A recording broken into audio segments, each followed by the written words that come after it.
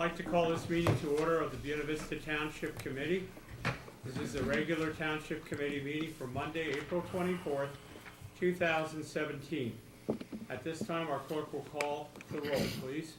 Mr. Armato? Here. Mrs. Kelly? Here. Mr. Martinelli? Here. Mr. Williams? Here. Mayor Cirillo? Here. On January 4th, 2017, notice of this meeting was mailed to the Daily Journal and the press and duly posted in the main lobby of the municipal complex. All requirements of the Open Public Meetings Act have been met in compliance with the Sunshine Law. At this time, and I'm going to excuse myself for medical reasons, but I'll ask everybody to rise to salute the flag. And when you finish that, I'd like you to remain standing just for a brief memorial. I pledge allegiance to the flag of the United States of America and to the republic for which it stands, one nation, under God, indivisible, with liberty and justice for all. Please remain standing. I just would like to take a moment, and we have done this at another meeting, but since it is our televised meeting tonight, I wanted to take just a couple of minutes to remember Al Popa. Al Popa was our court constable for approximately 22 years. Now, constable sounds like a archaic term nowadays, or somebody you'd see in England, but the constable served the court in not only kind of crowd control or taking paperwork from one end of the court to the other and doing different things, but Al did that job for many, many years, and he did a really great job. We lost him about 10 days ago, and he was very dedicated to the community, a really good man, and I just want to take a moment of silence to remember him.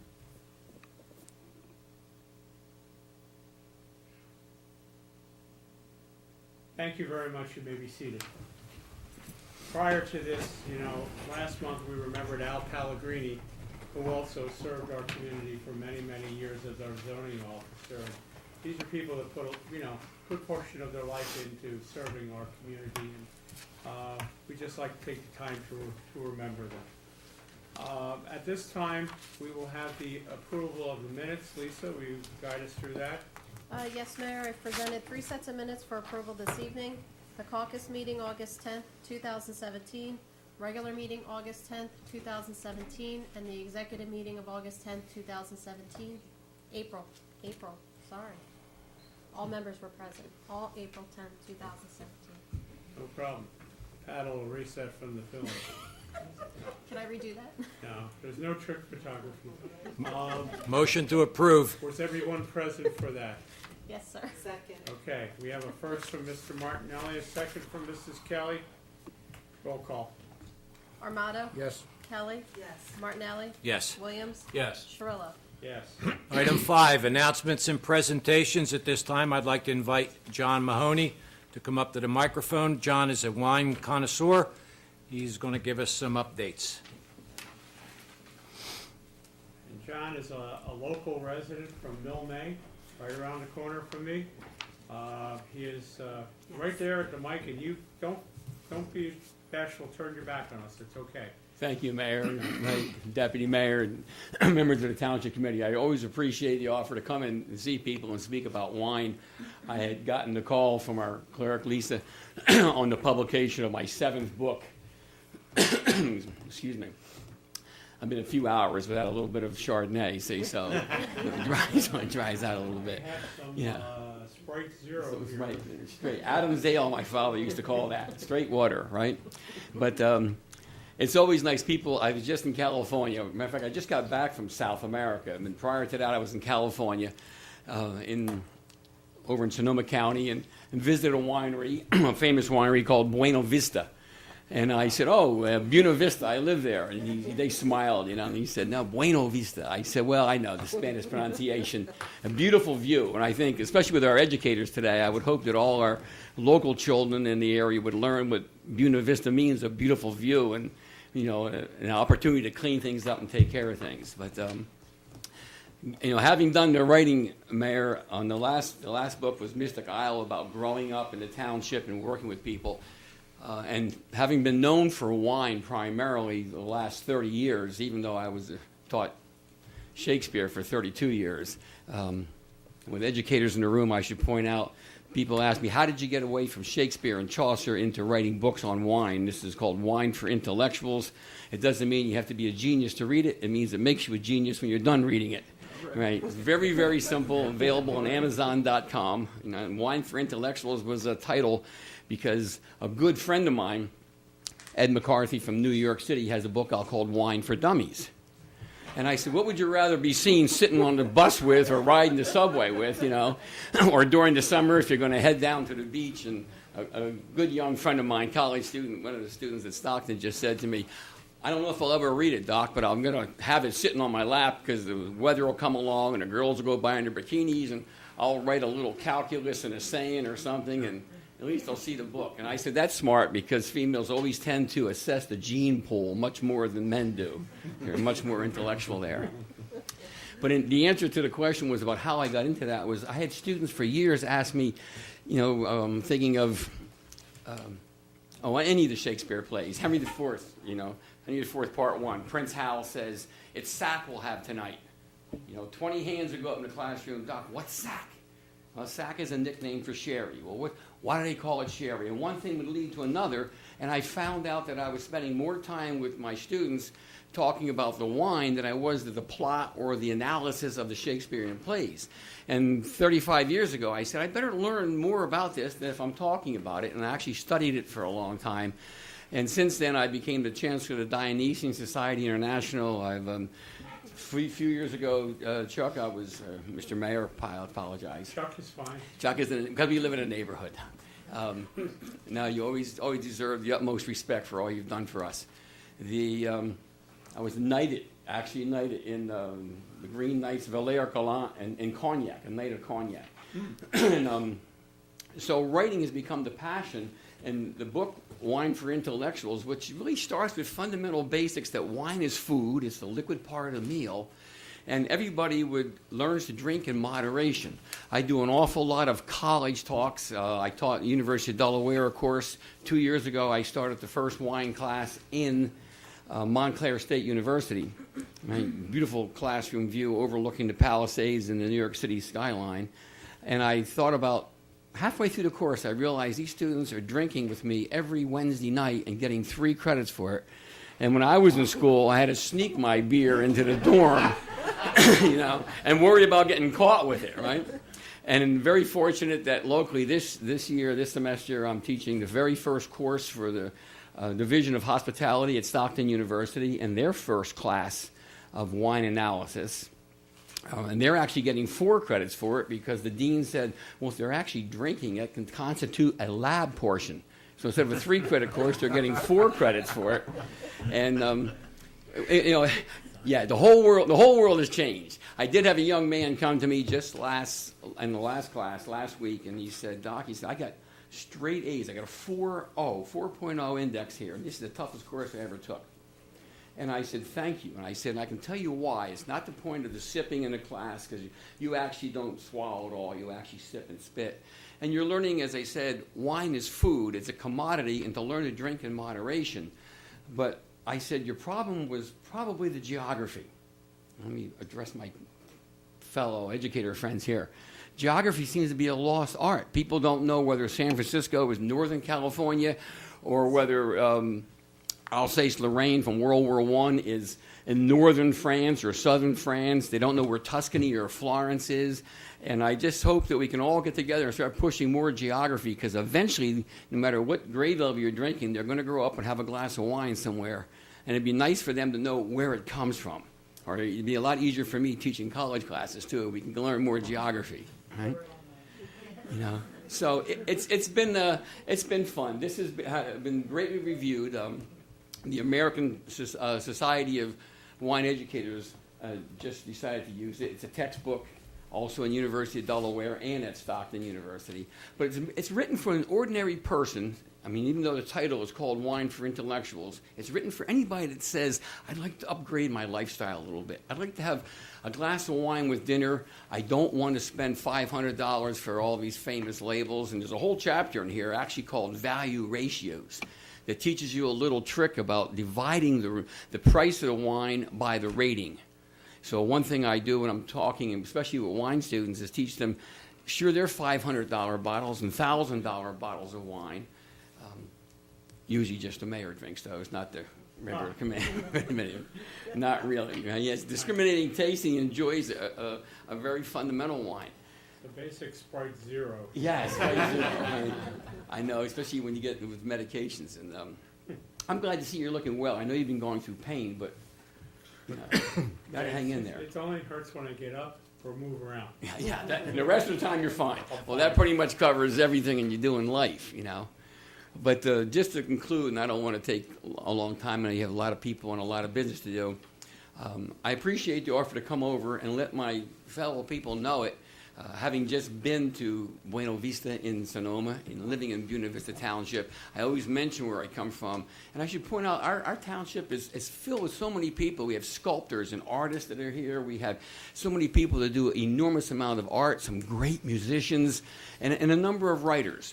So when I got the invitation to come over and just give you an update on, I'm still writing, still working on a few things. As I said, the last book called Mystic Isle was a book about a young person growing up right here in Buena Vista Township and learning an important aspect that it's not just the classroom where you learn things, but you learn from everybody around you. You learn from, I worked as a mason, I worked as a, mowing lawns and picking eggs when there were chicken coops all over South Jersey. And you learn from everybody. And that's what I try to incorporate into Wine for Intellectuals, that you get together with friends or when you're having a holiday dinner. I was just with my son in New York for Easter and opened a bottle of sparkling wine for the meal. And the first conversation was between he and his wife was, what's this made out of? What kind of grape is it? And it kind of enhanced the entire holiday season.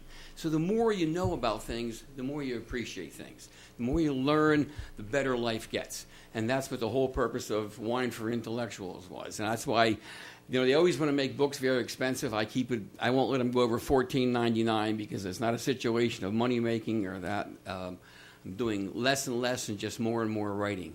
So if you had any questions about the book, I'm Councilman, Committeeman Armato knows 99% of the stuff in this book already. Being a connoisseur himself. A connoisseur himself, yeah. Well, I know when you were here for the last book, too. I mean, a lot of the amazing thing is you're known all over the world for your expertise, but you're right here in Buena Vista like the rest of us, and it's really great to know. The last book you came and shared with us, which, was, Mystic Island, it was, very interesting because, with some connections even to my wife's family. Some of your wife's relatives are actually in that book, Mayor. Yeah. I know, and it kind of, it's nice to know that a small town can achieve a lot, and I think we have, and you're pointing out about all the different talent that we have here is extremely important. Well, as I said, I just got back from Chile, Argentina, and Uruguay, Chile on there, and was very happy to find out because my wife was a Travaglia girl from Richland, and that Uruguay was 80% Italian. There's a pizza parlor on every corner, Wow. and they speak Spanish with a strong Italian accent all the way through from the Uruguayans, and very exciting. And they talk about where you're from, and a lot of people are on those things will say, oh, I'm from the States, or I'm from, Chicago or New Jersey or something. I said, I'm from a little place called, Buena Vista Township in South Jersey. And then the conversation started on there. But it was really nice doing that. And I did get a lot of recognition last year. I was just with the wine producers from Israel and had been in Jerusalem, and then they liked some of the writing that I was doing. So wine has become a passion with me. And if I can look at my educational colleagues again, I speak at a lot of universities talking about wine. Back in the early 1960s, about 1962, there were 11 deaths of alcohol poisoning in the universities in America, and hundreds of injuries from binge drinking. Last year, there were almost 540 deaths and 10,000 serious injuries. Right? And I talk about the stupidity of it, and I always say, learn how to drink. Don't just avoid it. And if you learn how to do it and you look at a glass of wine as a food commodity and you do it in the proper order, you don't have to get intoxicated. The students in my class are always shocked to find out that they're supposed to use a spit cup, and I teach them there's no taste buds past the back of your tongue. And that's where the pleasure ends, right there. If you're just pouring alcohol into your stomach, you're not obtaining anything from it. So it's been an exciting ride, and I consider myself now a missionary, on a mission to educate people about the dangers of alcohol and how important wine married with food can be and how it's a civilizing factor. Adding a little glass of wine to dinner not only aids digestion, you may have seen the recent research just 2 weeks ago in the New York Times about sparkling wine, champagne decreases the chances for dementia. All right. So my wife wants me to start drinking twice as much of that. So kind of encourage it a little bit. And also, especially red wine drinkers, we all know about there's a chemical called resveratrol in the skin of red grapes that reduces heart attack, stroke, uterine cancer, breast cancer, an enormous amount of intestinal problems.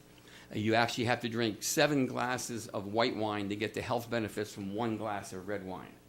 Now I'm sure some nights after long meetings and the work you have to do, you're going to choose the 7 glasses, instead of to get the same health benefits, just to unwind. But in essence, that's the reason I wrote Wine for Intellectuals, and that's the reason that I made it available universally and on Amazon.com. And if anybody's interested in the future, I gave you a little slip just on a background for it for some data on it.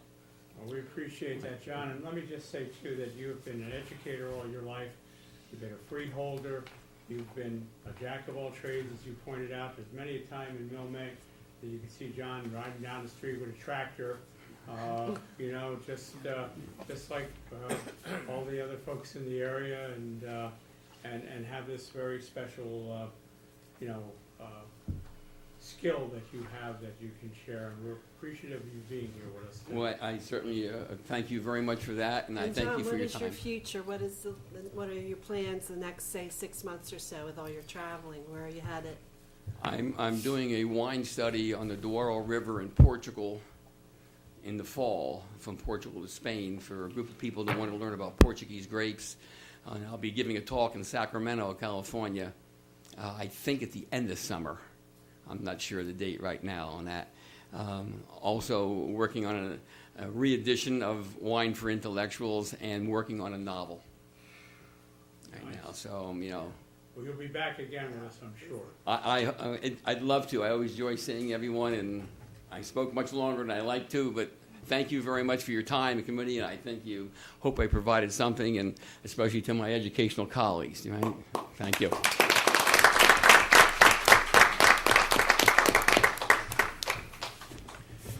We're going to deviate just a little bit from our agenda tonight. We have some special folks in the audience tonight, and they represent the paraprofessionals who work for the Buena Regional Board of Education. I'm going to invite anyone who wants to come up and join us at the microphone here. I thought I told them it's all or nothing. They're coming. Come on. Come on. You of all people sitting back there against the wall acting quiet like that. Come on.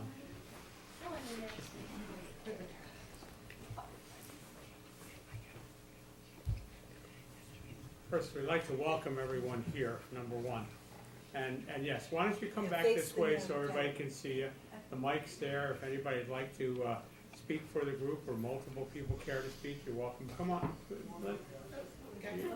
Yeah, you're not going to hide from the camera. And there's still one more person back there, Mrs. Siriano. Come here, please. Oh, yeah. Carol.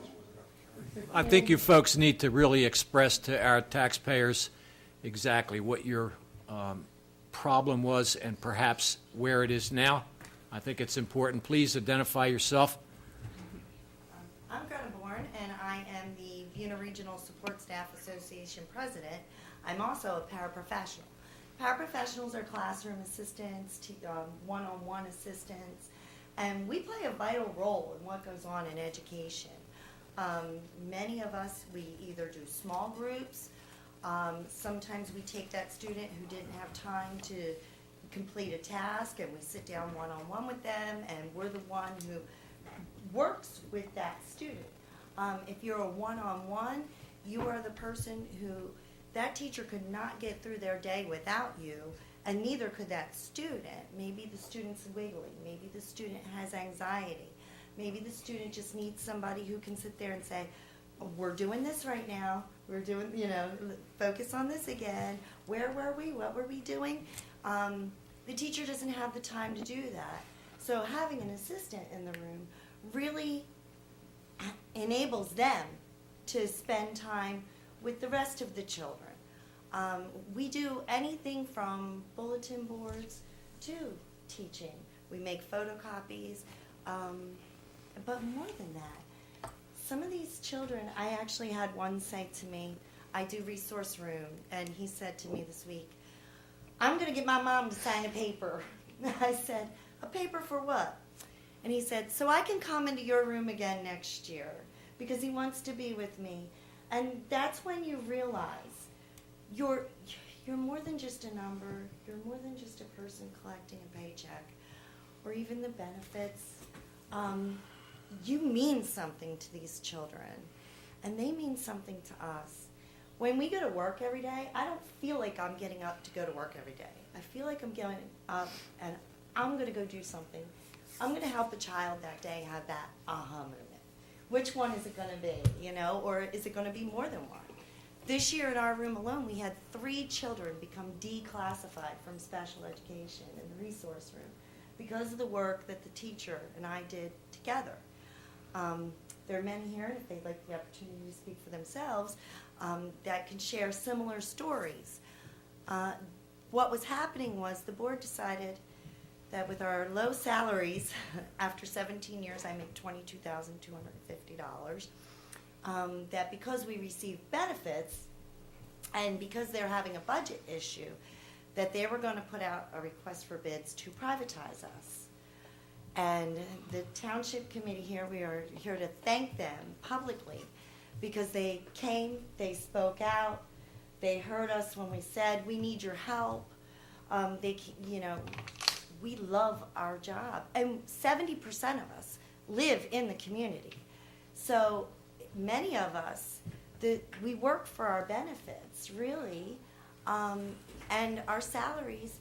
Some of us are even the breadwinners on those salaries in our homes. And there were people who said, if they lost this job or if they lost their income, they lost their benefits, they'd lose their houses. That's scary in our township. That's really, really, really scary. So the board had a meeting and people spoke out and they ended up voting 5-3 to not put the request out. But we're not out of the woods yet. They're looking to cut positions because there is a budget deficit of $1.3 million. That's huge, and it is a problem. But it goes beyond what anybody even at this level can do. It's a federal level. They're not funding our states, and our states are not funding our schools to meet the needs of our students properly. But with our measly salaries, is it really fair to take it out on us? And especially when we love our children and we love what we do. So, and I want to thank you all again for everything you said and everything you did and your show of support. They passed a resolution saying that they were against the board putting out the bids, and I just thank you for your continued support. I know that a number of our committee members spoke at your different meetings, particularly Committeeman Steve Martinelli, Deputy Mayor Teresa Kelly, Committeeman John Williams, and also Committeeman John Armato attended the meetings. I was out of commission at the time, but we were very interested because what happens here is that in the school districts nowadays, I look at it sometimes as almost like with law enforcement or paid firefighters, they don't live in the towns that they serve. They usually are someplace else. And whether it's the bus drivers or the cafeteria workers or the maintenance people or the school aides, they're mostly local people. And we have fought on the other changes also. We weren't successful, but we are very, very pleased that we could help out with this situation. And Steve, I know, I'm sure you'd like to say something on this topic. I actually attended 2 meetings within the last 3 weeks. And of course, the first meeting, I spoke adamantly against the privatization of these folks here. I believe that they are an integral part of the classroom, which it revolves around education. I also stress that with the economic state of our community, it is my belief that the school board should operate with that economic climate in mind and not attack the people who pay taxes in our community. And I think, for the most part, for the first meeting we got through. We'll see what the second meeting, or the third meeting, which is May 2nd, we'll see, because it's my understanding that they're actually going to present their new budget. And we'll see exactly what they have, on their minds. And I will be there for that one as well. I'm hoping that Deputy Mayor Kelly comes and Committeeman John Williams also attends. But I don't believe in going after our own people. I am sorry. I believe in taking advantage of every taxpayer in our community, whatever the position it is.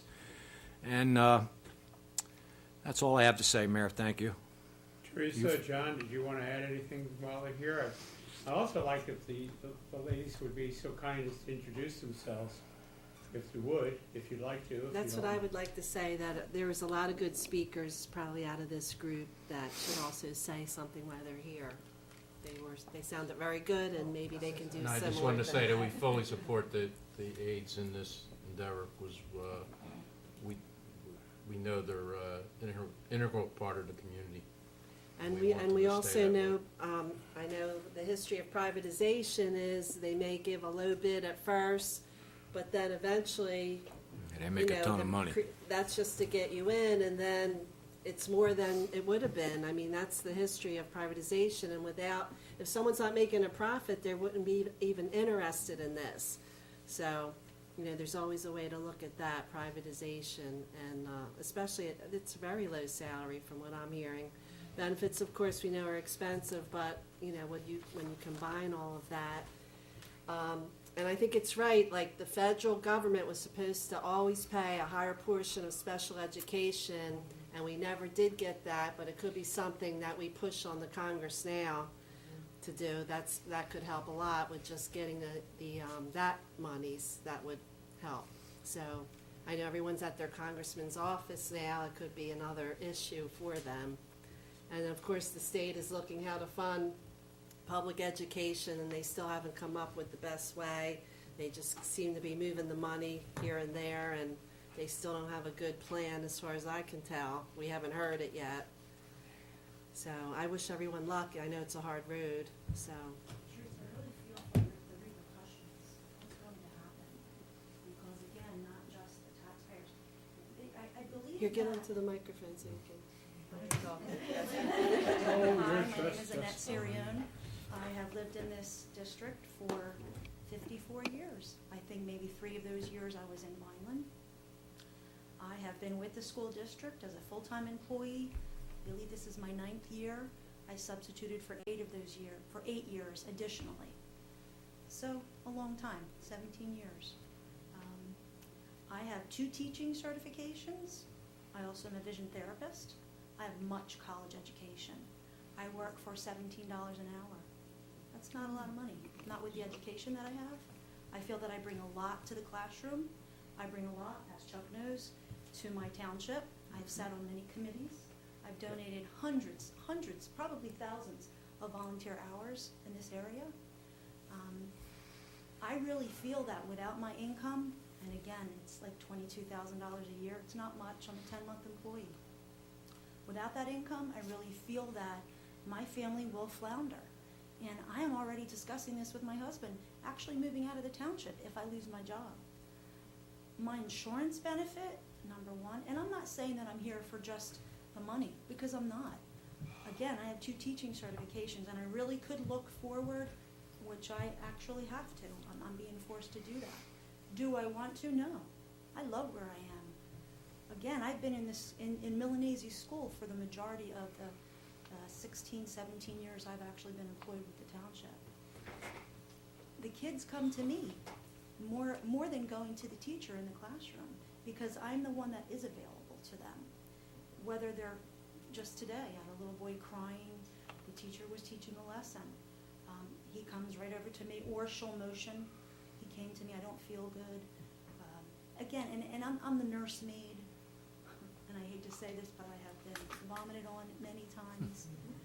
You know, you can't put price tags on this, and I don't mind. These are babies, and they're my babies. I have them throughout the day, throughout the year, probably more than their own parents.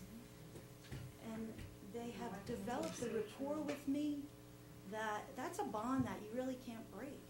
Again, 17 years, I've seen kids that are actually already in college, and they come to me, oh, Mrs. Sirion, I remember you, thank you. My art, I have an art degree as well, and I have one little boy that said, I'm actually pursuing art because of you. And that is priceless to me. Once again, it's not a salary. I'm not making a lot of money. I'm here to actually branch out and to expand the minds of our future. These are the kids that are future taxpayers for us. I really fear, and my mind wanders at night, and I think of, what is the classroom going to be? What is the dynamics going to be without an aide that really cares? I know what they're going to get. If they get rid of all of us, we can't afford to come back. I have to go elsewhere. I don't know. I really am very fearful for what they're going to bring in to take the place of me. That's all I have to say. Thank you for listening. Thank you. It's scary. Anyone else wish to say a word or two? You're more than welcome. Thank you, Mr. Mayor. My name is Tom Colmer. I work at Cleary Elementary School. I work with a 11-year-old with autism. Every day is a challenge for him. He has anxiety from the weather. Certain things will trigger things. So my job is to mostly get him through the day, get him on track, get him redirected whenever he's struggling on anything, socially, whatever. He's a great student, though, by the way. I've been with him for about 3 years. Love my job, though. I don't do it for the salary. It's a very rewarding work. Because of my job, I'm going to school to become a teacher now. So that's the other thing, too. Like, one day's paraprofessional is the future's teacher or special ed teacher, someone that can make a difference. Them doing that to us, we understand there's budget problems, we don't know where this money's going from and where it's going, but we're in this situation, it's like we're dealing with the kids, we're directly impacting their lives, and them doing this to us, it's really hard because you have to put, the well-being of the student you're with and your well-being, and it's like some of us may have to look for outside jobs somewhere else. I'm going to California next month. I'm going to look there, honestly, if this happens. And possibly because you are an aide there is preventing him from being outsourced to a special education and saving lots of money. I mean, that's another Especially that. aspect Yeah. of your job. You're That's- preventing him from being outsourced, paying double or triple the cost it would be because you're helping him in the classroom. Very true. Like the student I'm with, he's had the same bus driver, same bus aide, and me for the last, everything. And then next year he'll be going to the middle school, and that's a whole new building with everything. So they're going to be starting from scratch with him again, with somebody else who does not know him. And that's the thing that, puts us in a situation because it's like, I don't want to leave him high and dry like that, but I have to think, like, can I afford to still work, in this town, and that's the problem we're in. But regardless, thank you so much for coming out. It inspired me to get more involved in the community. Like the gentleman that was up here was talking about how there's a lot of sculptors and artists in this community, and that's originally what I was going to do with my life. Then I found out education, but anything. I was going to email one of you guys, but I would love to collaborate or talk to you guys about if there's any murals or even public sculpture, any kind of thing for the Richland Village thing. I was very impressed by the tree. I live by that. I look at it quite often. It's very impressive. So, Tom, if there's anything, I want to tell you too, I really heard some good reports back, although I couldn't physically be at that meeting.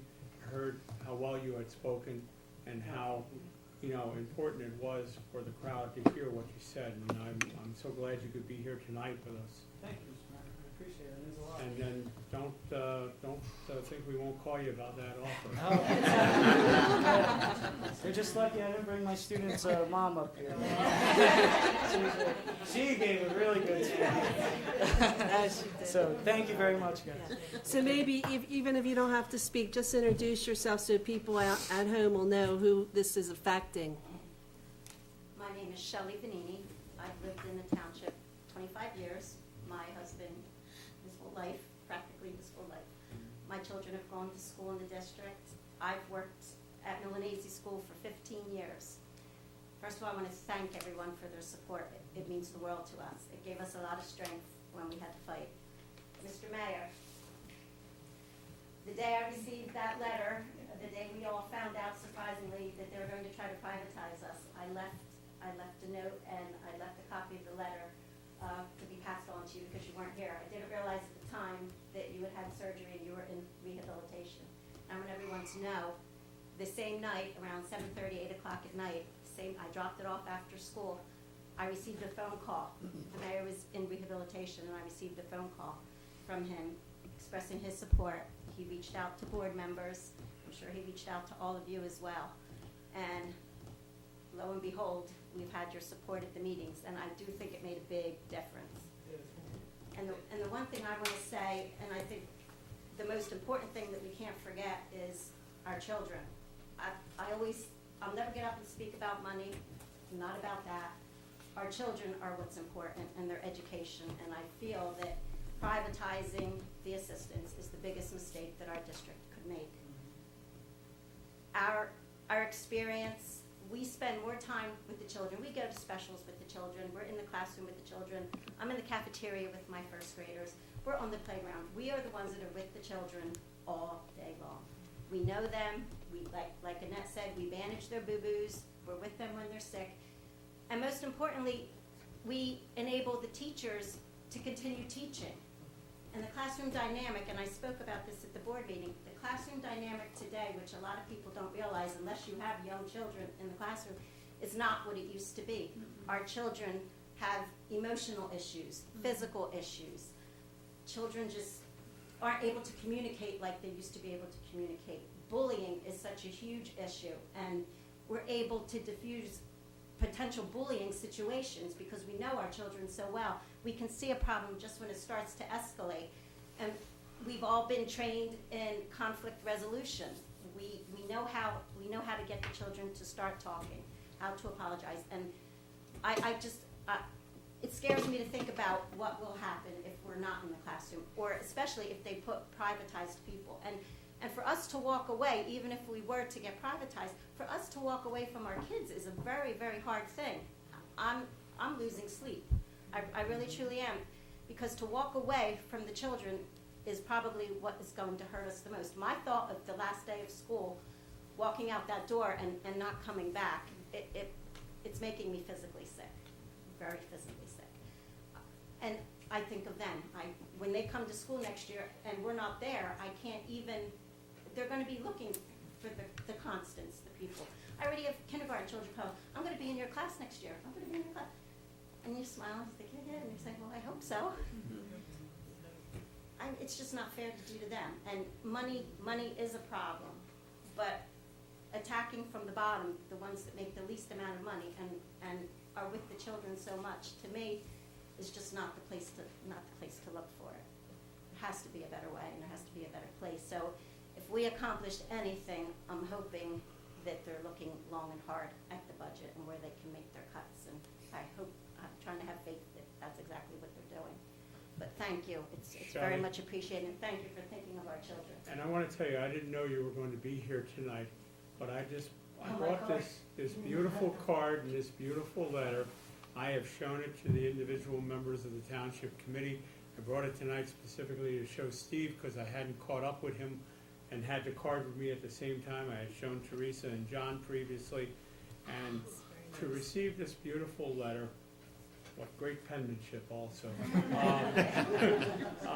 Just, with the kind words, it means a lot because sometimes we do things that we think are things for the overall benefit of the township, and we still get our heads kicked in on a regular basis.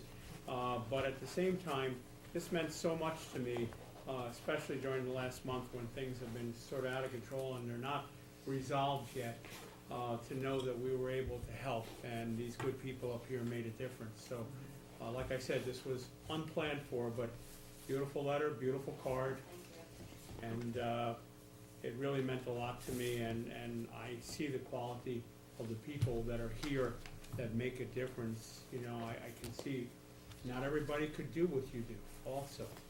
It is not just just get another person in here type of job. So, Mr. Mayor, Shelley does double duty. She has 2 classrooms. How do you replace her after all of these years? She juggles it with her eyes closed, wow. and it's not easy. I've known Shelley for quite a long time, and She's an amazing she has person. always been a good voice of reason and listener, and like I said, this says a lot. This says so much. When you're thinking with the children's best interest in mind, and you let that be your guide, to me, it's a no-brainer. Let's hope it's how it works out. I hope so too. I hope for Thank you everyone's very sake. much. Thank you. Still got a few folks left. Anybody else want to say hello or Or introduce just Lisa, yourself or introduce anything? yourself. Introduce Say yourself. I'm Jackie Bonancy, I work at Thank you. Milanese in the pre-K disability class. Yeah. Got a lot of surgery ahead of me. But I'm Mary Tantillo. I've been a resident of the township for 31 years. And I started out at Milanese, a one-to-one aide for a profoundly challenged student who taught me so much about life. I mean, the life lessons I learned from the children. When I say my prayers at night, I'm thanking God for them because I don't know how much I'm teaching them as much as they're teaching me. Just to appreciate life every day. I want to say a huge thank you to Steve Martinelli, my knight in shining armor, who, when I got this letter saying that I was possibly losing my job after 19 years, and at my age going, oh my goodness, what do I do now? I finally found something that I really love in life. I love going to work. I love making a difference. It's so funny when I see some of my students who are now 27, 28 years old, who come up and tell me that I made a difference in their life. I don't know where I'm going to have that kind of validation again. But I contacted Steve immediately and I said, help. I really appreciate all the council members, and especially Deputy Mayor Kelly and John and Steve for being there for us. I really appreciate it. I think it made a difference. And Mr. Amato, even though you were there, it really made a difference. And I think it helped the community see that we had your support for us, and it made a difference. And at least it made a difference to me. I felt like I was being represented. And I want to thank you so much for taking time out of your very busy schedules to help us make a stand and show how much we care for these children in our community. So thank you. Thank you. Thank you. Thanks, Mary. Hello, my name is Come a Lorraine. little closer. Hello, my name is Lorraine Bowie. I have been a resident here for 12 years. And I just want to say that I've been privileged to work with the children at Buena Vista Middle School. Again, like the ladies here said, when children come up to you and they recognize you and you don't recognize them, that's saying a lot because you have made a difference in that child's life. I just want to say thank you from the bottom of my heart for coming out and supporting our proud professionals here in this school district. And thank you, Kat. Hi, my name is Peggy Damon. I work at Cleary in the Math Resource Room. I've been there for 2 years. Actually been with the district for 10, but working as a classroom lead for 3. I want to say thank you.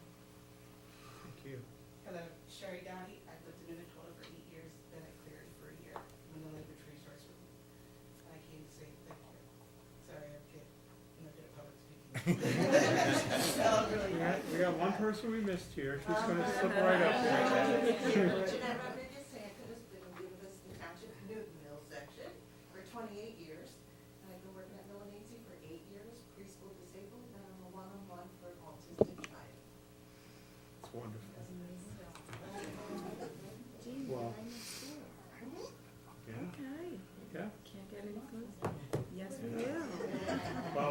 say thank you from the bottom of our hearts for you all being here. Thank you for your kind words. Well, I know Steve and company up there will stick with you in the I'll be back. weeks to come. And, I'll Stay be second. back. Yeah. And we appreciate taking the time to be with us tonight. Thank you. Wish you all luck. Thank you. Good luck to you. Thank you for coming tonight. Say hey to Dan.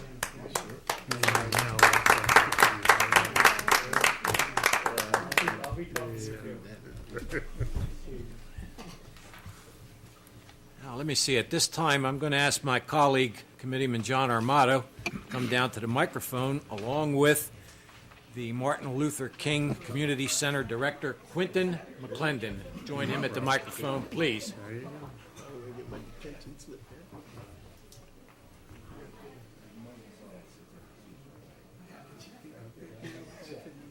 Everybody knows somebody in that group that's there. It's a difference. Good evening, everyone. Quentin McClendon is extremely dedicated in Buena Vista Township. I am proud to know him. I am proud to work with him. On Saturday, he was awarded, and I'll read it to you, a certificate of appreciation presented to Quentin McClendon in grateful appreciation for their dedicated and tireless service to the members of our community. On this day, the 22nd day of April, 2017, by the first Seventh Day Adventist Church of Newtonville, Sabbath School Community Guest Day. Now, normally you would go and you would receive this and we would all say thank you. But Quentin, being Quentin, was at the King Center for Comcast Day and couldn't even break away from there to get his own award because of the dedication he has to our community. So I think it's only fitting tonight that we extend our appreciation for his work. Like I said, I am proud to know him. I'm even prouder to be a friend of his. Quentin, thank you.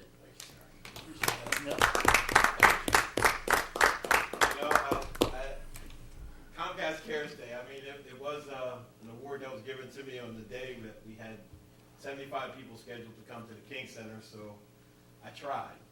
And fortunately enough, John showed up with a suit. So he was more dressed for church than I was in my outfit that I had for outside work. But I really want to thank Township Council, the Mayor, all the employees at Buena Vista Township. You know, we're a big team, and if it wasn't for them, I couldn't do what I do. So I just would like to thank them. Public Works, everybody brings this stuff together. So thank you all. Thank you. Thank you. Thank you, Quentin. We can certainly say also that not only is that well-deserving, but there has been a noticeable improvement in the quality and number of offerings of services and filling community needs at the center since you've been there for the last number of years. So we do appreciate that very much. So Quentin, how did you get it? After the Comcast you went there or before? Well, there was the award ceremony was during their service, and there was a luncheon afterwards. I think I was appropriately dressed for the luncheon. But so I met up with everyone at the luncheon at the Newtonville Fire Hall to say thank you to them for extending this award to me, and I sat and spoke to everyone and got back to Comcast Cares Day. But I was there for a minute or two. But and I want to thank the pastor there, Camerata, and Betty Mason, who put this program together every year. So. And you're fortunate they have a very long service on Saturday, so you were still able to catch up with them, right? Yes, I was able to catch up, and they had an afternoon service as well. So the speaker. So I got a chance to meet Mayor Kelly. He was also being Oh, Albert Kelly from Bridgeton. Yes. He's the president of our League of Municipalities this year. So it was good to meet him, and you know, it was a good day. And Mayor Kelly is also the head of the Gateway program, which is something that is going to get to us in the not too distant future. Right. Having Head Start program based at the King Center, and the steps are being taken. There's been a few longer steps than we thought, but we're getting there. Yes. So he's a good man to have met. Yes, he was a good guy to me. I wanted to talk to him a minute, but I didn't have a chance. But it was good to meet him, and it was good to be honored with him on that day. That's very nice. Thank you. Thank you, Clayton.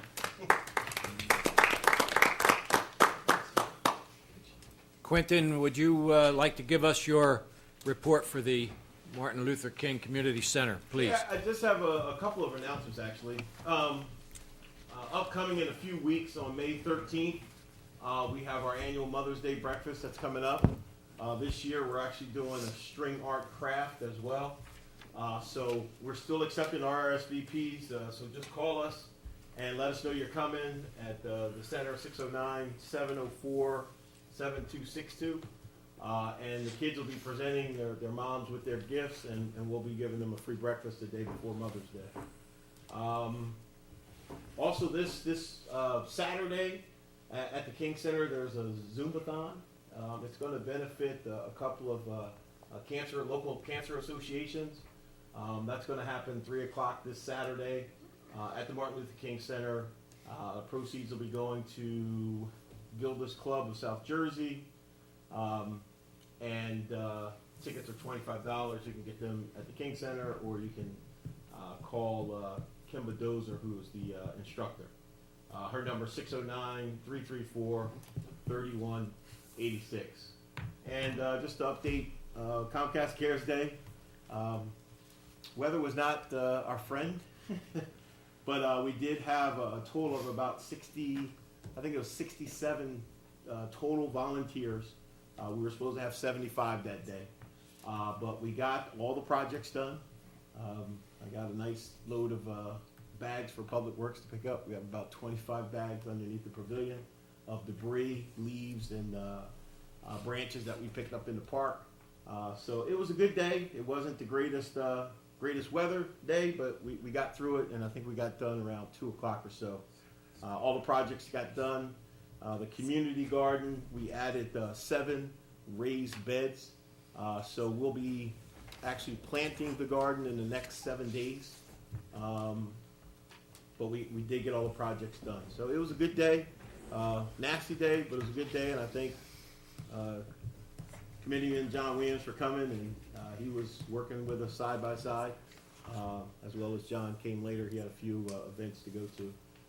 And again, I just appreciate Town Council and their support and everything that happens at the King Center. That's my report, sir.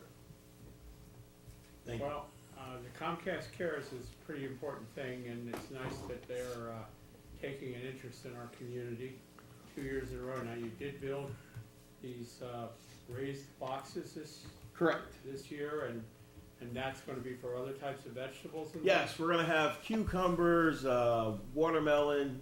We're going to grow string beans this year. We're going to have potatoes. We've already planted strawberries, a 3-inch variety of carrot. And we actually had some blueberry bushes that were donated in Impact Harvest that we planted. So we will have blueberries in our garden this year as well. We have 4 nice blueberry bushes that are already budding. So it should be a nice garden. The way we planned it this year with Valerie was it's going to be stuff that produces a little bit more. And most of those proceeds will go to volunteers and, of course, the food bank that we have at the King Center. Our Township Engineers report, Dave Scheidek. Thank you. I just have a couple of things to announce. South Jersey Gas will continue to work in Collins Lakes. We're getting more permits. They're doing more work, replacing the old iron gas lines with new polypropylene lines, high pressure plastic lines outside of paving, so that we won't have issues with them tearing up the road should they have to do a repair or a new service. So that's ongoing, and I expect it to be ongoing through the rest of the summer. Weymouth-Malga Road Phase 5, the majority of the construction has been completed. The road's been paved, the driveways have been done, the shoulder work has been completed. The last thing to get done is the roadway striping. That'll all be a no passing zone the entire length of the new paving. Zone striping is scheduled to do that in the near future. As soon as weather cooperates, we'll be doing the rest of the striping and then finalizing that roadway. Our offices were also working on a few drainage projects in the township, and as they come forward, we'll be reporting them in the next meeting. So that's kind of what we're working on. Would you like to take credit for Union and Oak? No, that's all county. They did a good job. They coordinated with our office throughout. We were able to get the notice out to the township and to the Board of Education, but they did a good job with both the drainage and the paving. That's all been striped too. Mm-hmm. Did a good job. The township committee did have letters that went to the county executive to try to expedite that project. I had my first look at it today, actually, and it is a vast improvement from what it was. Yep. And the rest of Oak, at least the county portion of Oak, is supposed to be done this fall. So it at least got the worst out of the way, and they did put some new drainage in there too. Any other topics you want to touch on, Dave? No, that's all I have, unless you have any questions. No? Item 6, Mayor's Report. Chuck, the floor is yours. Okay, I have a few items to report on, but I do want to share one item that's coming up this week with our Deputy Mayor, Teresa Kelly, about the Friends of Joey Reiser. Did you want to talk about that? John. John, do you want to talk about that now?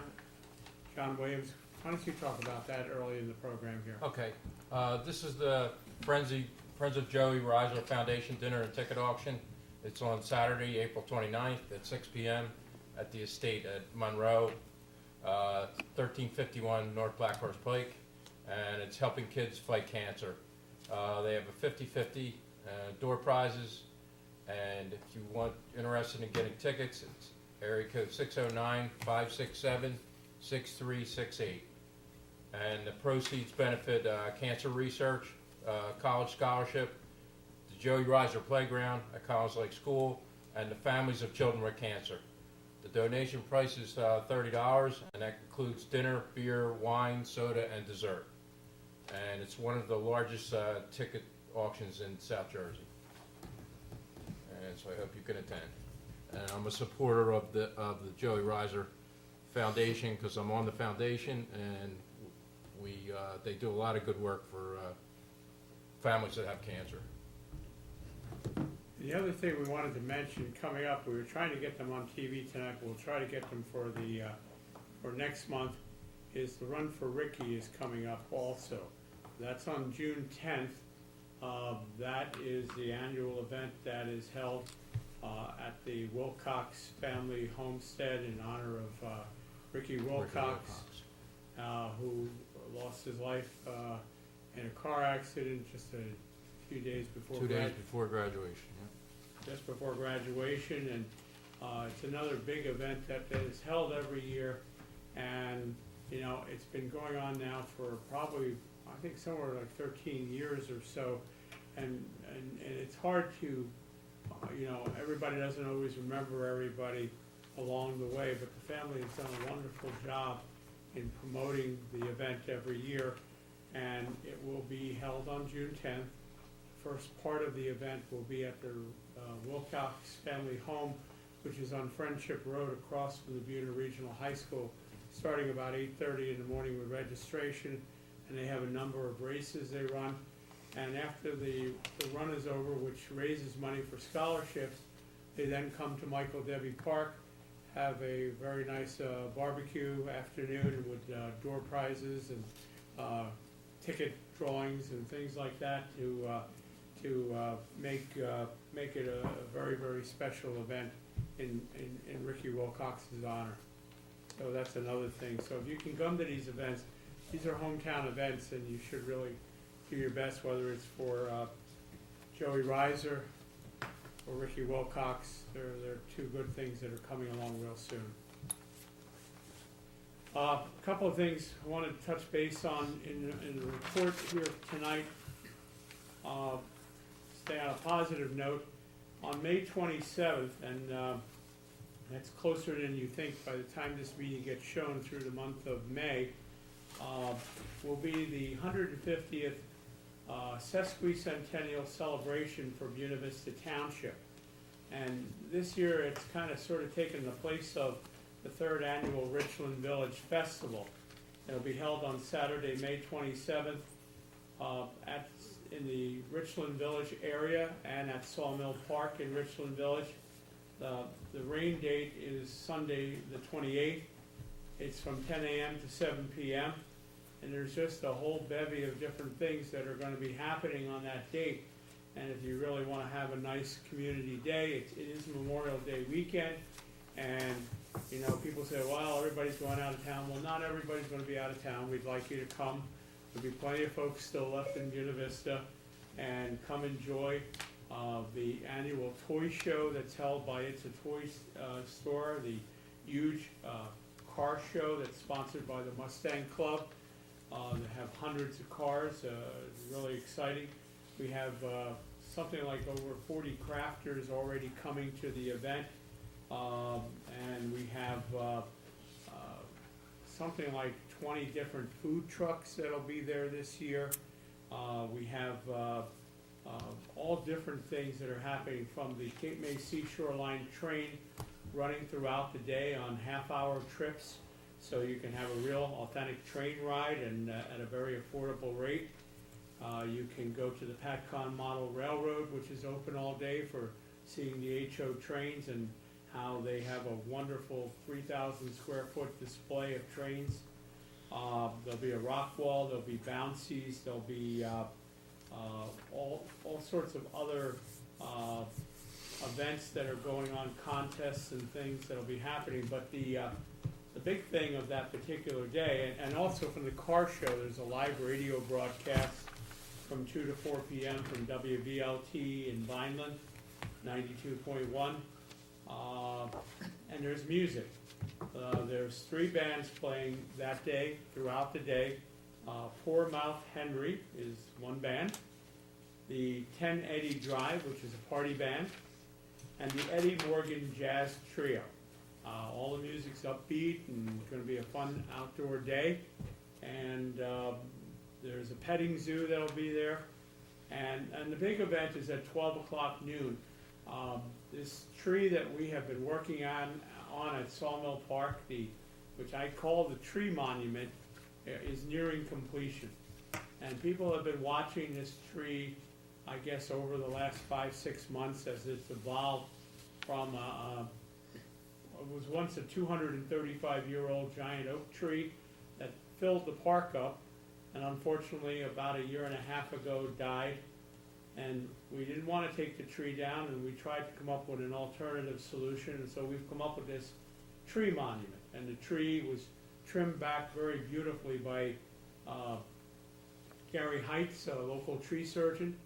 And then the tree had all the bark removed, and it was carved by Brian Ackley, who was a chainsaw carver, who worked with 6 different chainsaws to put over 40 different impressions in the tree that talk about Buena Vista and the history of the township and famous buildings and things like that that are in the community. It's a one-of-a-kind tree. The tree recently was stained with Australian bamboo stain to, what is that? Timber oil, Australian timber oil, I'm sorry. That gave the tree a new color, but also will preserve the life of the tree for many years to come, and it has to be re-preserved every 3 or 4 years to keep it looking the way it is. New walkways have been added to the park, and circle added completely around the tree that has paving stones that the community has very much generously purchased to memorialize the event.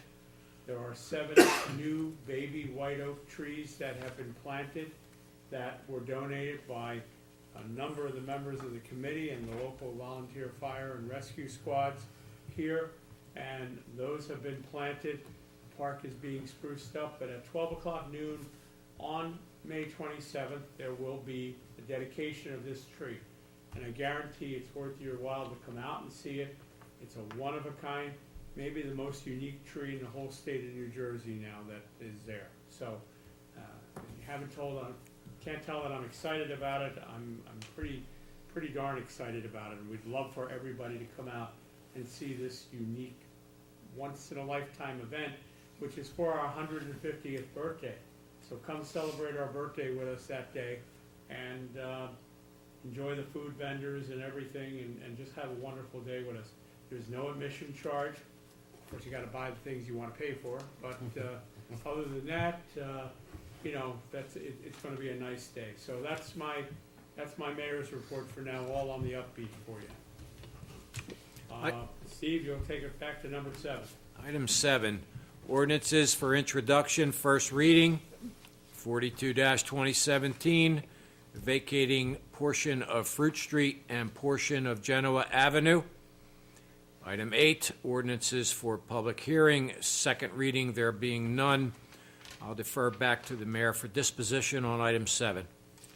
Okay, ordinance number 42 is a formal street vacation ordinance for a portion of the 2 streets that Steve mentioned. It is an area in and around the Washington Avenue area near the First Baptist Church of Richland. And so tonight, as was stated, its first reading. This, I think, is going to allow the church to expand its parking eventually, and have some additional land connected to the church area at First Baptist. So with that being said, I'll take a motion to introduce this ordinance on first reading. Moved. Mr. Martinelli? Second. Mr. Williams? Roll call, please. Armato? Yes. Kelly? Yes. Martinelli? Yes. Williams? Yes. Sharilla? Yes. When will the final reading be on this? May 22nd. May 22nd. That's our next TV night. That's correct. Okay. Very good. Number 8, there's no business on. We'll go to number 9, Steve. Item 9, public comment on current agenda items only. In order for the committee to conduct the business of the township in the most productive manner possible, meeting attendees will be given 2 minutes, all inclusive, to comment on any agenda item or items without comment or question from the committee, but only on items specified on the agenda listed for the current meeting. Please stand and be recognized at the microphone at the appropriate time. State your name and address for the record. Resolutions, item 10, 105-17, authorize payment of bills in the amount of $1,428,421.25. For the record of that expenditure, the school board payment is $833,537.99. The fire district payment is $244,087.25. Consent agenda. Consent agenda items include items of business which are not controversial and do not require discussion. A motion approving the consent agenda is moved, seconded, and voted upon as one item by the Township Committee. If any discussion is requested on a consent agenda item, it is removed from the consent agenda to the regular agenda. Resolutions, 106-17, authorizing the annual audit report for calendar year 2016. 107-17, fixing and establishing wages and salaries for 2017. 108-17, authorizing refund of tax payment due to veterans exemption. 109-17, authorizing catering permit to Tombstone Bar and Grill. 110-17, authorized purchase under state contract for a 2017 Ford F-450 cab and chassis. 111-17, authorizing sale of surplus property on gov deals and disposal if not sold. 112-17, authorizing Calmar Associates to perform prelim environmental assessment. 113-17, authorizing the Elm Group to proceed with engineering specifications and notice to bid for installation of monitoring wells at the Public Works Yard. 114-17, authorizing the cancellation of grant balances for Atlantic County Open Space Grant. I defer back to the mayor. Thank you, Steve. First order of business is to pay the bills. Steve gave you a breakdown, and it's always good to know that $1 million of this 1.4 million is going elsewhere. Not that it's good to know, but it's good to know it's not us doing it. Yep. So, that being said, I'll take a motion on 105 to pay the bills. Just Yes. you should still have the public comment opening Oh, clause before you move number 10. I'm sorry, so sorry. Yes, we need to open the meeting to items, for public comment on items 10 and 11 only. Take a motion to open. Motion open to the public? Mr. Williams, Mr. Armato, all in favor? Aye. Meeting is now open to the public. Make a Seeing motion to none. close? Motion to close, Mr. Armato. Second? Mr. Williams, second. All in favor? Aye. Okay, meeting is now closed to the public for this portion only. As I was saying before, we need a motion on resolution 105 to pay the bills. Motion to pay the bills. Mr. Second. Williams, Mrs. Kelly. Roll call. Armato, Yes? Kelly, Yes. Martinelli, Yes. Williams, Yes. Shirillo. Yes. The next group of things that we have is the consent agenda, as Steve has already read into the record. There's just two items on the list I wanted to make comment about for just a moment, which is the annual audit report for the calendar year of 2016. This is the acceptance. Earlier this evening, the entire Township Committee signed off on receiving this report on the audit, and this is our annual audit that we receive. And what makes this special, that in all the 26 years that I have been here, I don't recall us ever having an audit where there were no recommendations at the back of the audit. When I first came here, there was as many as 11 or 10 or 12 certain years, and over the years we brought it down dramatically to 8, to 5, to 4, to 3. This is a significant step forward. I think a lot of credit should be given to Kenya Nunez, our Administrator and Chief Financial Officer, for making this possible, because all of this is the work of the Finance Department in making this type of report click. So, you want to pull that mic over for a second, and we'll get back to the vote in a minute or so. I just wanted to say thank you. It's not just work that comes from my office, it's everybody working collectively and getting the documents that they need in order. So it's not just Kenya Nunez alone, it's Kenya Nunez and everyone else that works and does purchasing, does cash receipts, participates in other programs that the shortfall that's in the finance clerk's office picks up. Kathleen, as the tax collector, does her thing. And Miss Mary, that's in the office helping us, Quentin in the MLK Center, and Jean with Public Works. So it is a team effort. It's not just Kenya Nunez. But thank you, Mayor. Well, Thank you. I mean, you're the one that handles the auditors, Yes. and that's what I meant by Yes. that. I realize that this is a component of every aspect of the township, and we're very proud to have, 0 recommendations, okay? And that's why I'm just pointing that I out. want to thank you and the team. I'm glad to hear we have a good team here, and that's appreciative, all the team members. And I just want to say, I think all my 26 years in being here, it's the first time we did not have any recommendations that I can recall.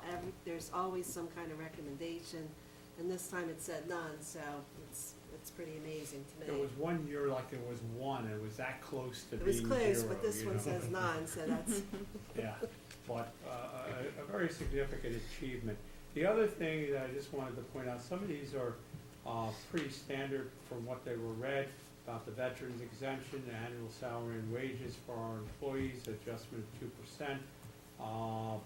The catering for Tombstone Bar and Grill is for the Richland Village Festival. Vehicle for Public Works and Gov Deals is excess items that we sell off that we must by law do so. We can't just throw stuff away. The item I wanted to point out next was one number 112, which is under Calmar Associates. And this is to perform a preliminary environmental assessment. This is at Michael Debbie Park. And this is something, in trying to resolve our issues for a long time, I told you a couple of years ago, we had been awarded a grant, not a grant, a loan, a low-interest loan for 2% for 20 years. 20 years? Yes. For new lighting at Michael Debbie Park for all the fields, the football, the baseball, and the softball. Well, for one reason or another, for one different state demand or another, it has slowed down for the last 2 years to get this lighting project done. This is one of the components that we need to get done now.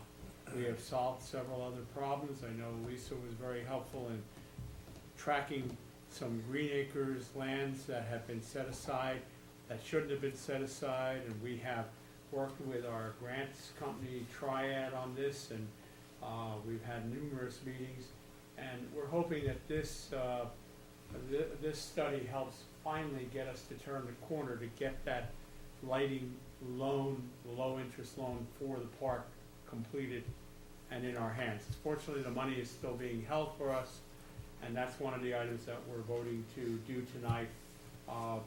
The Elm Group is work that relates to the Post Road area where there was well contamination, and part of the cleanup process for that, which is an ongoing long-term project. And Green Acres balances are old balances that have to be canceled from the budget. Yes. So that being said, I would take a motion on the consent agenda to approve these items. Moved. Second. Mr. Martinelli, Mrs. Kelly, roll call. Armato? Yes. Kelly? Yes. Martinelli? Yes. Williams? Yes. Shirillo? Yes. Okay, now we have the Township Administrator's Report. Yes, well, thank you, Mayor. One of the items that was discussed was the 2016 audit report with no recommendations, no findings, and thank you all for your cooperation to this. Second item is that as we are in contract negotiations with our Public Works Department, things are moving in a good direction. Today we had a meeting with the Gateway Community Center that they're the tenants at the MLK Center for the Head Start program.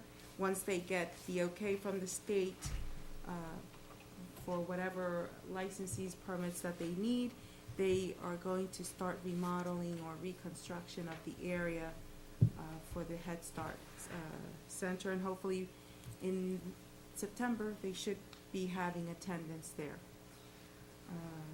We also just recently upgraded the Township Hall wiring for the internet and the phone lines. In December, we upgraded our phone system. We were able to get new phones and update to voice over the internet, the VoIP service. With that being said, that created also a little bit of problems with our connectivity throughout the building. And we were having our servers down, telephone lines, you would hear choppy or broken up conversations. And the solution to that is that we had our IT consultant come in, rewire the whole building. Once they saw what was the problem, we had wires here from when the building was constructed, and that they were chewed out by visitors, permanent tenants of the building. And hopefully that will alleviate the issues that we have, and like that our VoIP system can work better, and the sound is better, and our servers, our internet connection shouldn't be going down.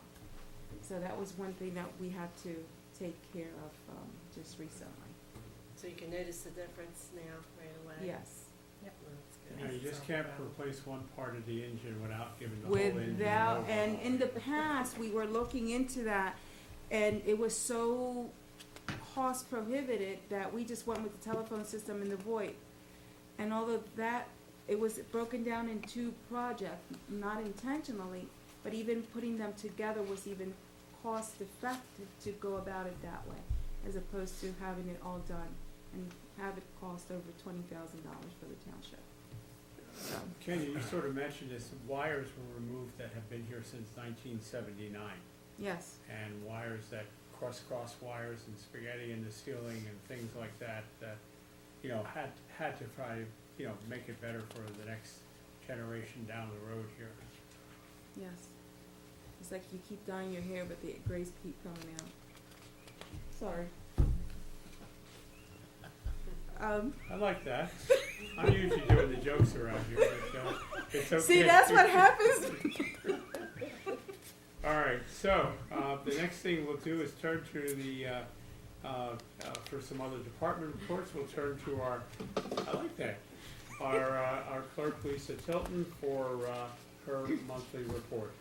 I don't know how to follow that, but I will try. I wouldn't dwell on it. I do want to say, first and foremost, regarding the audit, it comes with great leadership that provides direction to the department heads. And I have to give the credit to Kenya regarding that, because without that, each of the departments really would not be able to effectively get their stuff done, to be able to help and aid with the audit. So even though the departments help, it's in my opinion, it really goes to the administration and the leadership for that.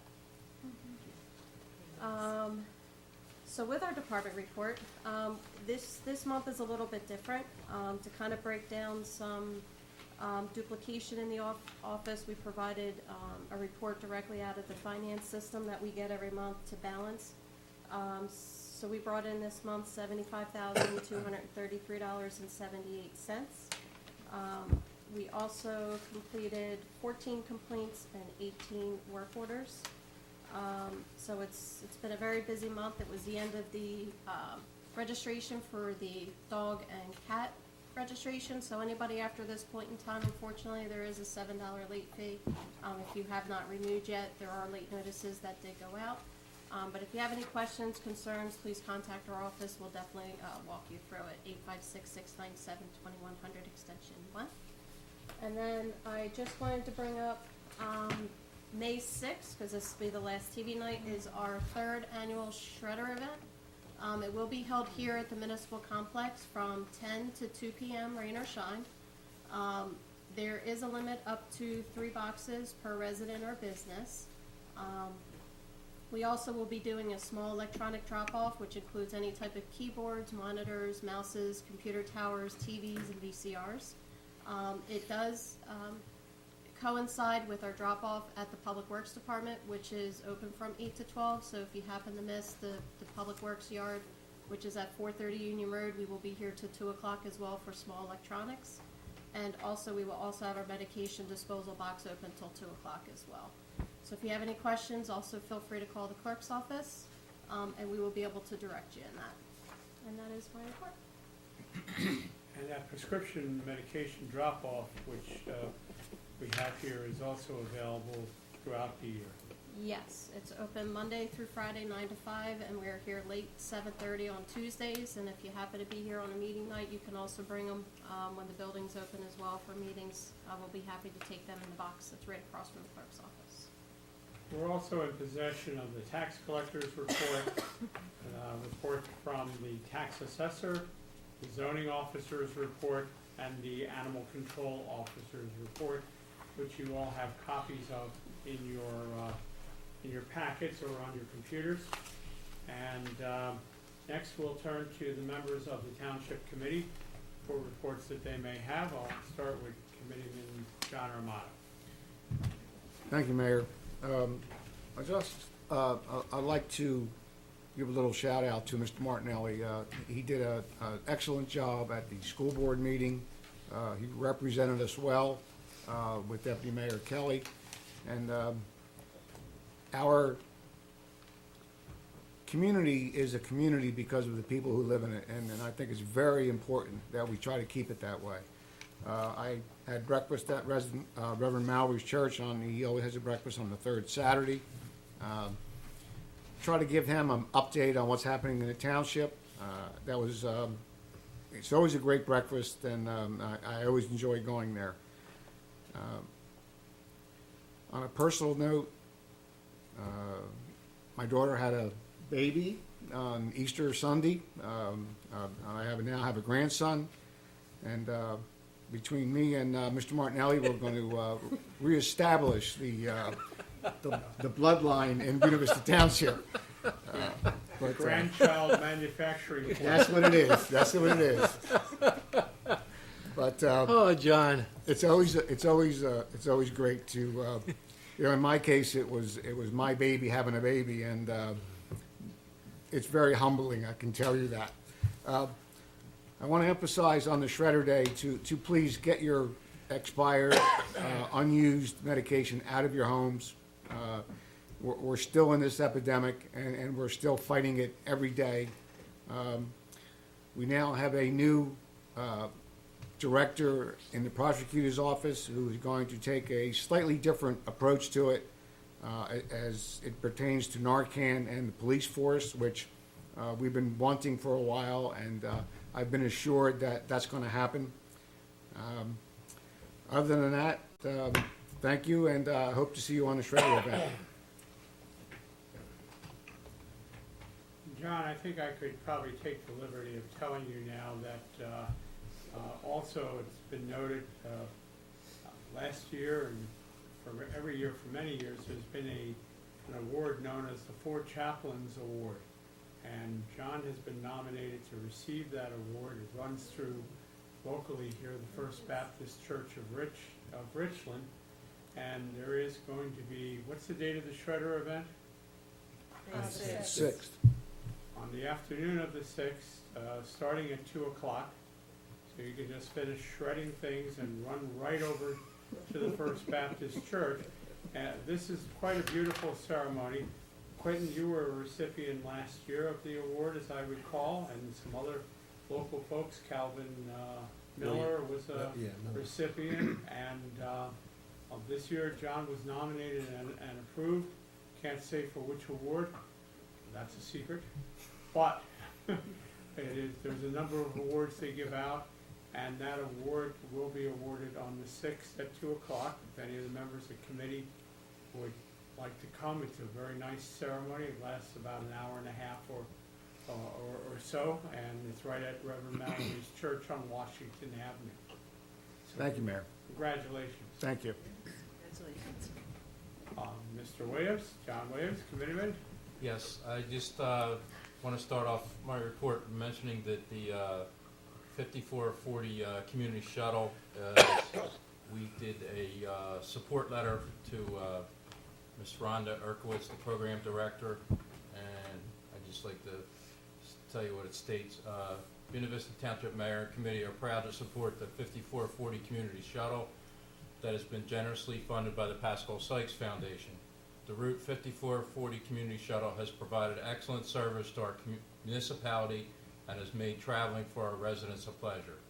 The Mayor and Township Committee support the continuation of the 5440 Community Shuttle and will continue to promote the use of the shuttle for residents and employers within our municipality. Thank you for the opportunity to be part of this traveling program. In addition to the support letter, this time, the first quarter of last year, it was not looking too good for the shuttle to be renewed, but this year is a different story because with the addition of stops in Hamilton at the Hamilton ShopRite and the Walmart, the shuttle activity has increased from January 912, February 973, and this March we reached 1,000 riders, 1,072. So it's a tribute that they're going to continue the shuttle, which is really looking good. And also we're planning to have the shuttle participate in our sesquicentennial celebration because we're trying to get the shuttle here again. Yeah, they were gonna offer rides up and down Route 40 Right, that up day. and down Route 40, and we're going to ask them to be in the parade. Also, as Quentin mentioned, I attended Comcast Cares Day, and this year, as he stated, they're doing raised beds in the vertical gardens. Quentin had told me the grow bags that they did last year didn't really work too well, so I was glad to see that they were putting the raised beds in this year, so that should work a lot better. And I also attended the audit meeting with the administrator and the mayor, as you mentioned, and I would also like to thank her for all her hard work in making this a success and not having having a completely clean audit with no write-ups. Also, with the help of the township clerk, we distributed over 1,800 trees to the residents throughout the township. First on April 8th, we had them at the Easter egg hunt, and then we advertised them for distribution and pickup here at the township hall, and then we ended up taking some over to I think we got like 100 a day, right, Lisa? Pickup, at least. Oh, at least the first couple of days Yeah. a lot was going. So that was good, yeah. And then we ended up taking them over for the food bank on Wednesday, and then we distribute them for the remainder on Comcast Cares Day. And I want to thank Quentin for all his help with that, and Lisa. And that's about it. Thank you, John. Steve? Thank you, Chuck. I got a comment on my friend Committeeman Armato's comments. Yeah, these babies, I know they made his day, and I know they made mine, and I have two now. Of course, John has two also. But yeah, we're old guys, and now we're grandpops or whatever. But I want to talk a little bit about the last school board meeting that I attended, which was last Tuesday. I did have an opportunity to speak with the interim superintendent. She is very articulate, intelligent, congenial, and she was open to discussion with me. What I tried to stress to her and with her is that the school board and our municipality need to have a symbiotic relationship, and we need to communicate with one another. And as far as I'm concerned, Mayor Chuck Cirillo is our go-to guy, and I certainly suggested to her that when things are going on in the school district that affects a very large number of our taxpayers, the municipality ought to be in the loop in one way, shape, or another. She seemed very receptive to that, and of course I did explain to her that the mayor had been laid up for a while between hospital and rehab, and I hope that she reaches out to Mayor Cirillo and lets him know what's going on. And I'm not real optimistic about this May 2nd a meeting where they're going to disclose their budget for the 2017-2018 school year, but I think the one thing that I want to stress to all of our residents, the Board of Ed is autonomous of the municipal government here. However, we should be working with one another based on the economy or the state of the economy in our community. And we take an oath. We're obligated to provide the very best service to our residents for the least amount of money, and that equates to taxes. And as I read earlier, and I hope Mayor Cirillo elaborates a little bit more, it's averaging $833,000 in change just for this municipality to pay the school. And of course, Buena Borough is involved as well, but my calculations, they operate on a $1 million a month budget, $12 million a year, and they can't seem to stay within the parameters of balance. And I'm concerned about that because if we have one complaint from our residents, it's their taxes. Taxes, taxes, taxes. And we should get these things under control. And I'm hoping that the elected officials that represent the school board from the different municipalities take this to heart. Get things under control. Take care of our people. our people, the people that pay the taxes. The last thing I want to say is I want to thank Mayor Cirillo and his Special Events Committee, including Deputy Mayor Teresa Kelly and all the other folks. I think they've done a tremendous job for this May 27th 150-year anniversary. I think it will be a spectacular event. And I know that the mayor, even though he was laid up for 3 weeks, correct me if I'm wrong, he was on the phone getting things done, and that's what it takes to have a successful event. And I want to thank him, and I want to thank all the members of the Special Events Committee. Thank you, Mayor Cirillo. Thank you, Steve. Thank you for those kind words. I'll go to Deputy Mayor Teresa Kelly first, and then I got a couple of closing comments. Yeah, I just want to congratulate the grandfathers here. I see them on Facebook. I see them with their grandchildren, and it's very special, very nice. I looking back in the past, how grandfathers were, it didn't seem like they were as close to their grandchildren until they got a little older, but glad to see that right from the beginning they're getting involved and being bonded with their grandchildren, and I think that's very important for children today. So congratulations on that. Thanks, And, Teresa. the comments for Mayor Cirillo, he never missed a meeting. I know the last TV meeting, his voice was here, he was there. And even with special events, we had him by phone, so he never did miss a beat, even though he wasn't here. So we congratulate Chuck. His mind is always working, it's always there, and he really helps out. He's our backbone here. And the only thing. Mention backbone. I'll get to that.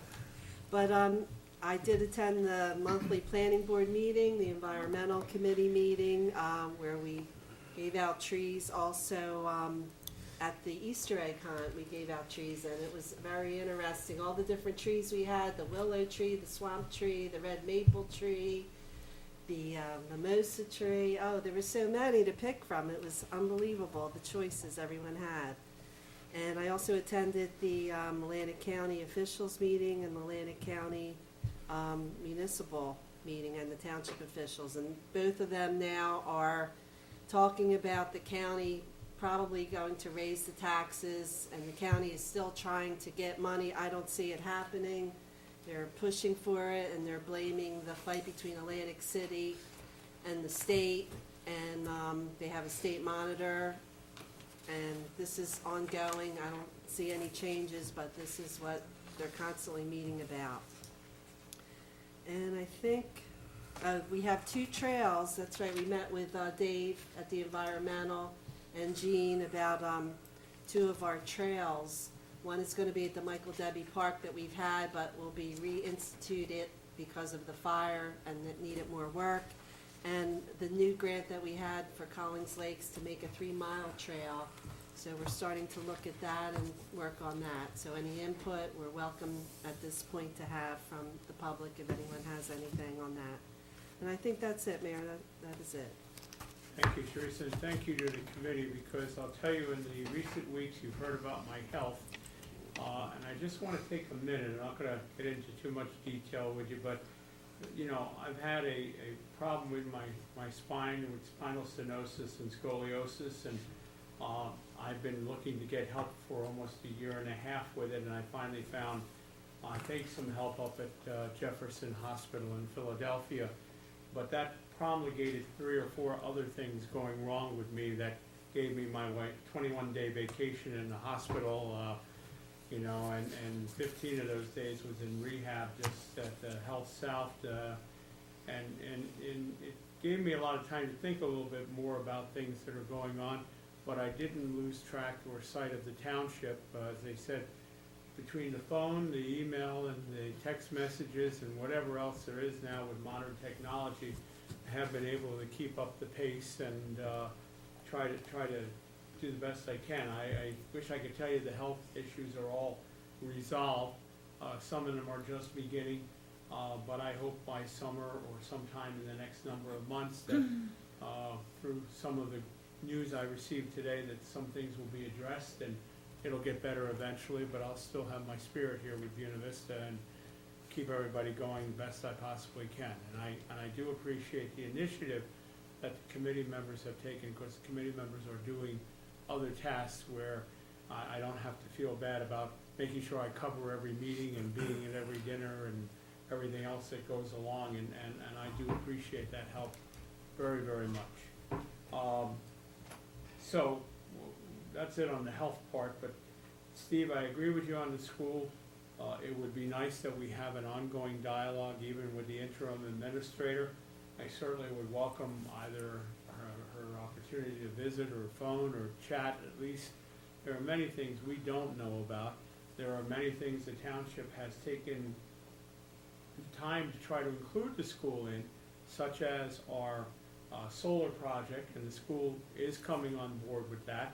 And we had asked the school district to get involved with a energy audit for all their properties, which have never had any.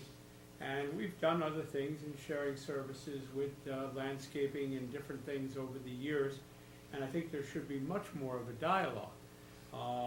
And while we're just a small, portion, proportionally to their budget, a small amount of money, the 12 million you mentioned, Steve, is only part of it, because the rest of it's in state aid. Yes. And there's a lot more money there, upwards close to $37 million, most of which 75% or so goes to salaries, pensions, health care, things of that nature.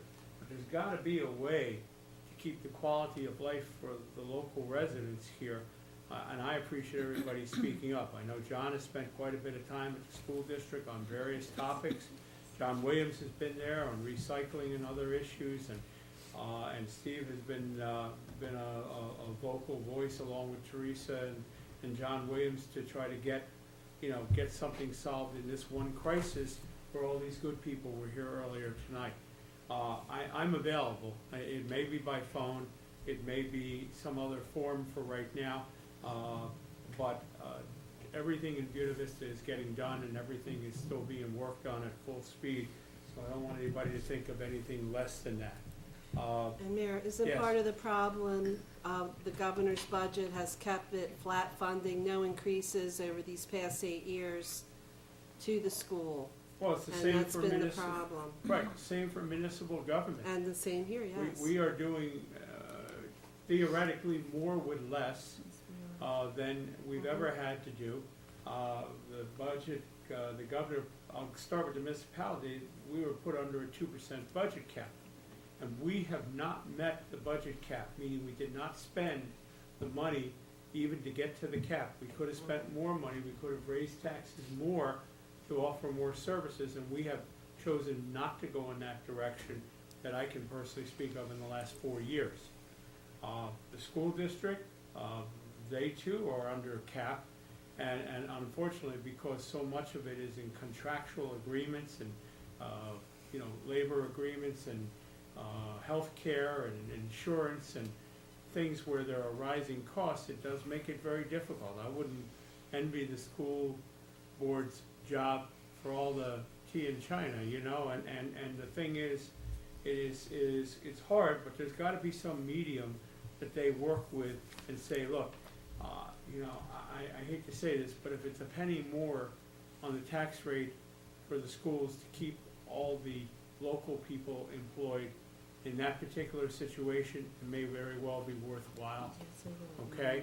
If it's 2 cents more and we don't have to lay off more people or do something, I'm not, advocating for them to do it. It's bigger money, but the fact is you also have to look at our quality of life here, and that suffers when you have these fine people who are here tonight and other fine people who have already lost their jobs over the last few years just because the state is not going to give another dime in aid to the districts, and they're still fighting. It's an age-old question, and it seems to me it's gotten a little bit worse, but frankly, it's been going on for many years, and there's no money. But when there's no money, you got to put your thinking caps on and come up with some other ideas. And the other last thing I wanted to comment on was the pilot, is what Teresa was talking about. There is still an excellent chance, and more likely every day, that the county portion of our tax bills are going to go up anywhere from 5 to 15%, depending on what town you're in and what your rateable base is, because of us not getting the monies that the county had hoped to get from the sharing of casino revenue dollars. And it didn't happen. The law was passed in Trenton, and that law did not put in a figure. It was supposed to be 13.5% for the county and the city of Atlantic City. The figure came out to be 13.5 for Atlantic City and 10.4 for Atlantic County. And that is going to, based on your ratables, how recently we were reevaluated, each town is going to come out different. I think we'll be on the lower end of the county increase from what I can best tell, but in all honesty, some towns are going to get blown away with fairly big increases. And I don't think any law, Teresa, you said it, I don't think the legislature or the governor or anybody is going to bend at this point, or the auditor the city has for Atlantic City, and change that figure in time for it to help anything this year. They talk about legislation, changing it or taking it back. I don't see them doing that because Pennsylvania gets 55% of the profit of the casinos. We're getting under 10%.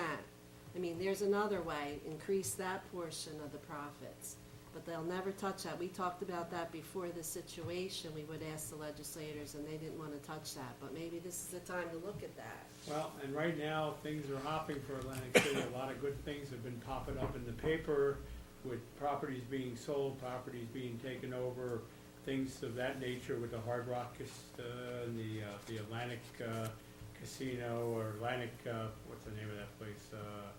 Well, a number of places have been sold, a number of things are being remodeled and reopened, and a lot is coming down the road, but that's not going to help us for this year. This giant Ferris wheel, that's another thing. Yeah. And I think the state gave them $28 million toward that project. A lot of money. 38 million. So, I mean, the state seems to be able to come up with money, depending on. Don't forget, one is the wild roller coaster and the other is the giant Ferris wheel. So there's Yeah, I forget which multiple one. ways to spend money and going on.